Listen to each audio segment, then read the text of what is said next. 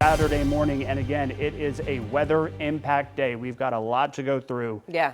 Raven, thankfully, that kind of weather not expected here in our area, but what can people get ready for this morning? Yeah, so this morning we're actually okay. It's once we get to the afternoon, and then more so for tomorrow morning is when we can see that big impact. So I'll give you the details on that. But yeah, since you were talking about Tropical Storm Melissa, we'll just knock that one out the way. As right now, you can see what it looks like, and you will see the warnings and watches that have popped up there. This is going to be a massive storm, and this is continuing to gain energy. So here's the latest update for you. 4 a.m. advisory. So what it's showing is later on today, possibly by this afternoon, this will become a hurricane. And then as it does, it's going to rapidly intensify. And by the time it does go over Jamaica, it's going to be a Category 4 major hurricane. And then it's going to go on up to the north, impacting Cuba, but really all the islands around it because it is just so massive, and then eventually on out of the area. So a lot of stories will likely be coming out of there. Heavy rain. They've got the water temperatures there,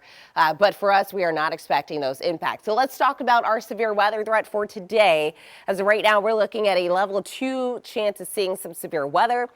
So basically, this is going to be more so for later on today into tomorrow morning. So tomorrow morning, that's when the biggest impact for us will happen. Here's what I do have as far as impacts for us. Wind, medium chance of seeing winds being a big impact for us, and heavy rain as well. Now, there is a threat for tornadoes and hail.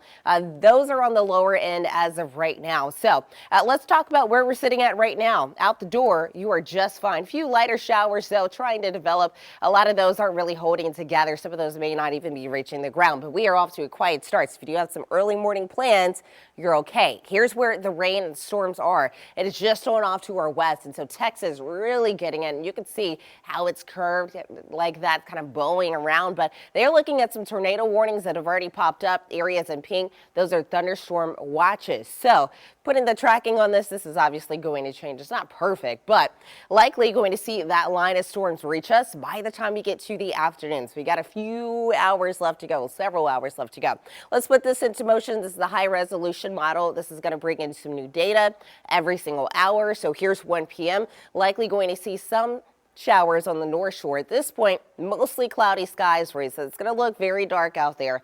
And then as you're looking off to our west, that's where most of the activity still is. So by the time it gets to us, it may end up not holding together very well. If that happens, here's 6 p.m. So stopping it right at 6. This is not going to be perfect or exact, but basically what this is telling me, we could see some showers right over the parade. We could end up staying on the dry side. Just be prepared. Have the ponchos with you. And then looking off towards Baton Rouge, they could get a window of where they are dry, but I would still take ponchos with you if you're heading out to the game or the parade.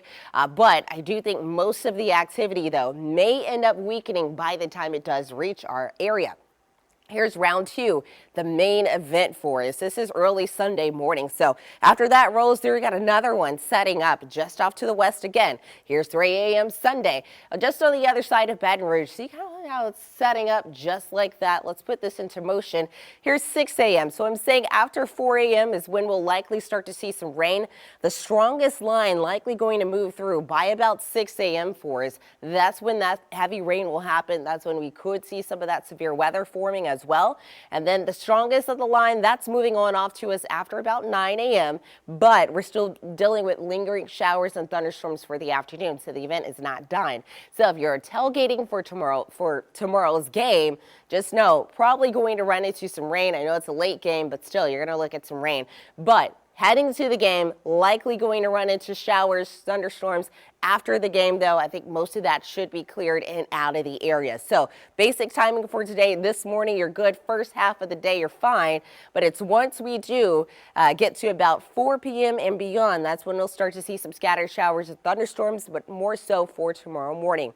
So again, just be on the lookout for all of that. Right now, we're clear. Let's talk about how it feels outside. 24-hour temperature change is a little bit warmer than yesterday. Also, we got some winds coming from the east now. There are some coastal flood alerts in effect as well. I could see 1 to 2 feet higher than normal. And then as far as your temperatures go, looking at the 50s and 60s, not quite as cool as what it has been, but it is kind of mild as you step outside, a little stickier than what it has been over the past couple of days as well. High temperatures for today, we expected to reach the low 80s for everybody. This is just a tad bit above average, but still overall, it's not too bad. And then again, mostly cloudy for us beyond there. Precipitation outlook after that. So after today and tomorrow's rain, we will get a gap of where we may not end up seeing a whole lot of rain in our area for quite some time, but we are looking at a huge cool down happening for us. Look at this big portion of the nation will be under those cooler temperatures, and that's just in time for Halloween as well. And speaking of Halloween, so